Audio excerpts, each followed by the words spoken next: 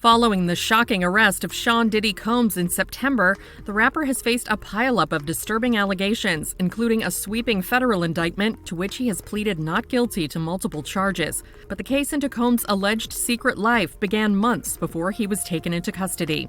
Federal agents with Homeland Security investigations executed search warrants at Combs' Los Angeles and Miami properties on March 25th, multiple law enforcement sources confirmed to NBC News. Law enforcement sources told the outlet the music mogul was in the Miami area when the search warrants were executed. Then, on September 16th, Combs was arrested in the lobby of a New York hotel, though at the time it was unclear what Combs' charges were or if the arrest had any connection to the March raids. The day after his arrest, the federal indictment against Combs was unsealed. The 54-year-old was charged with racketeering conspiracy, sex trafficking by force, fraud, or coercion, as well as transportation to engage in prostitution, according to court documents obtained by NBC News. U.S. Attorney for the Southern District of New York, Damian Williams, explained more in a press conference that same day. Combs allegedly planned and controlled the sex performances, which he called freak-offs, and he often electronically recorded them. The freak-offs sometimes lasted days at a time, involved multiple commercial sex workers, and often involved a variety of narcotics such as ketamine, ecstasy, and GHB, which Combs distributed to the victims to keep them obedient and compliant. As alleged, when Combs didn't get his way, he was violent, and he subjected victims to physical, emotional, and verbal abuse so that they would participate in the freak-offs, and that Combs hit, kicked, threw objects at, and dragged victims, at times by their hair. He used the embarrassing and sensitive recordings he made of the freak-offs as collateral against the victims. And the indictment alleges that he maintained control over the victims in several ways, including by giving them drugs, by giving and threatening to take away financial support or housing, by promising them career opportunities, by monitoring their whereabouts, and even by dictating their physical appearance. Because of all of this, the indictment alleges that the victims did not believe they could refuse Combs without risking their security or facing more abuse.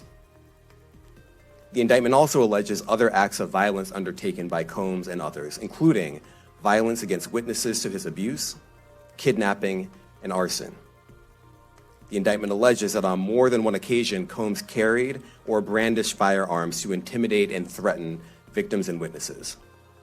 As part of this investigation, in March of this year, special agents from HSI executed search warrants at Combs' residences in Miami and Los Angeles.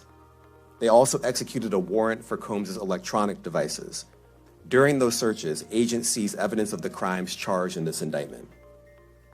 They seized firearms and ammunition, including 3 defaced AR-15s and a large capacity drum magazine. They also seized evidence of the freak-offs, electronic devices that contain images and videos of the freak-offs with multiple victims. And they seized cases and cases of the kinds of personal lubricant and baby oil that Combs' staff allegedly used to stock hotel rooms for the freak-offs, more than 1,000 bottles altogether. Combs pleaded not guilty to the charges at his September 17th arraignment. His attorney, Mark Agnifilo, told reporters outside the courthouse prior to the arraignment of Combs he's going to fight this with all of his energy and all of his might, and the full confidence of his lawyers. Following his arrest, Combs was held at the Brooklyn Metropolitan Detention Center. His proposal of a $50 million bond was denied. Agnifilo also later responded to the indictment's noted amount of baby oil and personal lubricant found at Combs' properties, telling TMZ, "I don't know where the number 1,000 came. He has a big house. He buys in bulk. I think they have Costco's in every place where he has a home." Costco, however, told TMZ in a statement that none of its U.S. stores carry baby oil. In an October 1st press conference, attorney Tony Busby claimed that 120 people had come forward with new sexual assault allegations against the rapper. Busby noted in a press conference with NBC News that the allegations against Combs include violent sexual assault or rape, facilitated sex with a controlled substance, dissemination of video recordings, and sexual abuse of minors. In response to the new filings, Combs' lawyers referred E! News to a previous statement claiming the barrage of filings were attempts to garner publicity and maintained Combs' innocence. In a motion filed on November 15th and obtained by E! News, federal prosecutors claimed the rapper made relentless efforts to contact potential witnesses by using telephone access codes known as PAC numbers belonging to other inmates to make calls to individuals who are not on his approved contact list. Combs' alleged actions not only violates Bureau of Prisons regulations, according to the prosecution, but corruptly influence witness testimony. Prosecutors also claim that Combs used a third-party communication service called Contact Me ASAP and three-way calling with people on his approved contact list to obscure his communications. The prosecution listed an October 4th call between Combs and one of his adult sons, the details of which were redacted in court documents, as an example that provides the clear inference that the defendant's goal is to blackmail victims and witnesses either into silence or providing testimony helpful to his defense. Prosecutors wrote in their filing, the defendant's intentions are reflected in his own words on BOP calls with a network of family members and associates whom the defendant has tasked with executing his will. On multiple calls, often using the PAC numbers of other inmates, the defendant is explicit about his intention to use public statements to alter public perception. Later that month, the music mogul's legal team submitted the third appeal to have him released from jail on bond, but the judge denied his motion for bail, according to NBC News. The November 27th ruling said no conditions will reasonably assure the safety of the community. Amid the deluge of civil lawsuits filed against the rapper, one of his accusers was revealed to be NHL star Evander Kane's ex-wife, Anna Kane, according to court documents obtained by TMZ December 6th. Anna, who split from the Edmonton Oilers player in 2021 following 3 years of marriage, was ordered to share her identity in the filing if she wanted to move forward with her lawsuit, in which she accuses Diddy and others of plying her with drugs and sexually assaulting her in a New York City recording studio in 2003 when she was 17. Per TMZ. Diddy has since denied her allegations, according to the docs obtained by the outlet.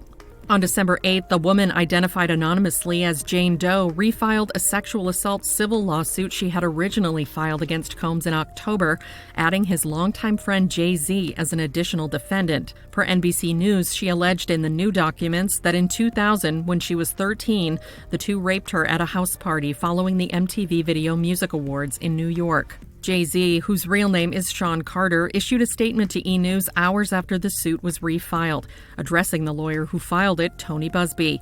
He said in a statement to NBC News, "These allegations are so heinous in nature that I implore you to file a criminal complaint, not a civil one. Whomever would commit such a crime against a minor should be locked away. Would you not agree? These alleged victims would deserve real justice if that were the case."